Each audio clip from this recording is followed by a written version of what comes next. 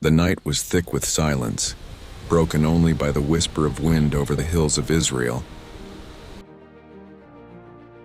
Once fertile fields lay trampled by invaders, devoured and burned, leaving fear and ashes. For 7 years, the Midianites ruled the land like a plague of locusts, stealing every harvest and crushing every spirit. Israel hid in caves, threshing wheat in secret, praying to the God they had forgotten, the same God who once split seas and shattered empires. In that darkness, heaven's light descended not to a warrior or a king, but to a man hiding from his enemies, a man whose trembling hand spoke more of hunger than courage. His name was Gideon, son of Joash. Beneath an oak in Ophrah, he threshed wheat in a winepress, hiding from Midian. Then the angel of the Lord appeared and said, "The Lord is with you, mighty warrior." Gideon, startled, "If the Lord is with us, why has all this happened? Where are his wonders our fathers told us about? Has he not abandoned us?" The angel replied, "Go in the strength you have and save Israel out of Midian's hand. Am I not sending you?" Gideon said, "But my clan is the weakest in Manasseh, and I am the least in my family." Then came the words that changed his life forever. "I will be with you, and you will strike down the Midianites as one man." That night God gave Gideon his first test. "Tear down your father's altar to Baal and cut down the Asherah pole beside it. Build an altar to the Lord your God and offer a bull as a burnt offering." Though fear gripped him, Gideon obeyed. Under the cover of night, he tore down the altar and burned the idol. When morning came, the town saw what he had done and demanded his death. But Joash answered, "If Baal is a god, let him defend himself." From that day Gideon was called Jerubbaal, let Baal contend. Soon after, the valley of Jezreel filled with the armies of Midian, Amalek, and the people of the east, countless as locusts, their camels like sand on the shore. Fear spread through Israel. But the Spirit of the Lord came upon Gideon, and courage rose within him. He blew a trumpet, summoning warriors from Manasseh, Asher, Zebulun, and Naphtali.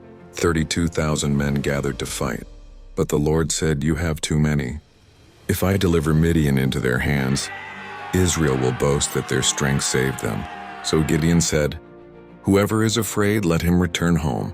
22,000 left, 10,000 remained. Still God said, "There are too many." Down at the water he tested them. Those who knelt to drink were set aside. Those who cupped water in their hands, watchful and ready, were chosen. Only 300 remained, 300 against an army beyond number. That night God said, "If you are afraid, go down to the camp and listen."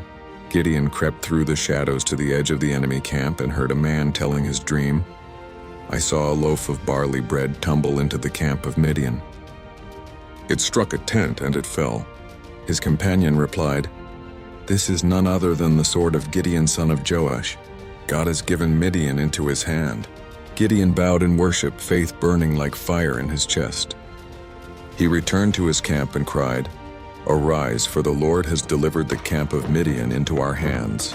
He divided his men into 3 companies, each with a trumpet and a torch hidden inside a clay jar.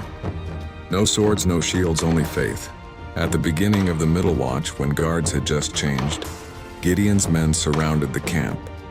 At his signal, they blew their trumpets, smashed their jars, and raised their torches high. Fire and sound split the night, a sword for the Lord and for Gideon. Terror seized the camp, confusion spread, and the warriors turned their swords against one another. The Lord himself fought for Israel. The enemy fled toward the Jordan, and Gideon's men pursued them, capturing their kings and ending the tyranny of Midian. When the battle was over, the people said, "Rule over us, you and your sons, for you have delivered us." But Gideon replied, "I will not rule over you, nor shall my son rule over you. The Lord will rule over Israel." The land had peace for 40 years, and Gideon's name became a song among the tribes, yet even heroes stumble. From the gold of war, Gideon made an ephod, meaning to honor God, but the people turned it into an idol, and it became a snare to him and his house. When Gideon died, Israel once more forgot the Lord and turned again to Baal. Yet his story remained, a testimony that God does not choose the mighty, but makes mighty those he chooses. From the threshing floor to the battlefield, Gideon's life declared that victory belongs not to numbers, not to strength, but to obedience.